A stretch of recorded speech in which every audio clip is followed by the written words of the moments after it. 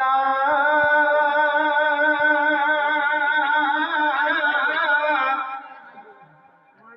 দেব না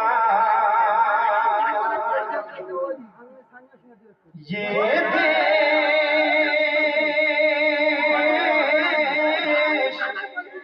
देव ना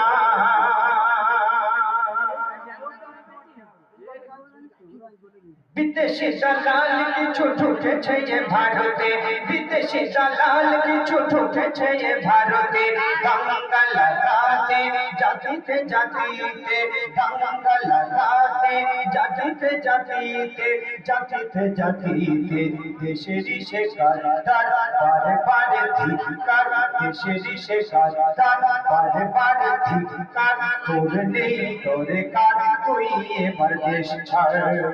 না দেব না যে দেশ দেব না, না দেব না যে দেশ দেব না। দিলীপ ঘোষ গত ইলেকশনের আগে প্রকাশ্যে ইন্টারনেটের মাধ্যমে এসে বলেছিল, যদি আমরা বাংলায় গদি পাই, যদি আমরা বাংলায় সিট পাই, এই মুসলমানদেরকে, এই টুপি দাড়িওয়ালাদেরকে, এই লুঙ্গি পাঞ্জাবিওয়ালাদেরকে আমরা ঘাট ঢাকা দিয়ে বার করে দেবো। তাই বলছে, কেউ যদি কখনো বলে কোন জাতিকে,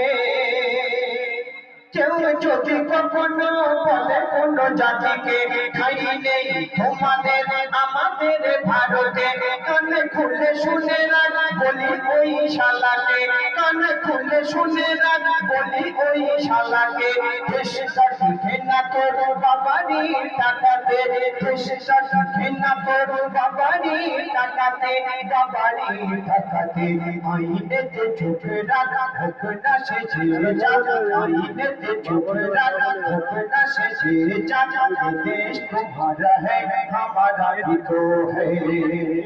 ना देव ना ये देश देव ना। আমাদের যে ওয়াকফ বিল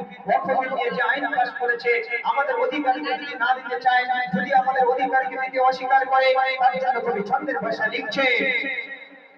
দিতে কারো অধিকার করে যদি অস্বীকার, দিতে কারো অধিকার করে যদি অস্বীকার, বেড়ে যাবে প্রতিবাদ করে চলে।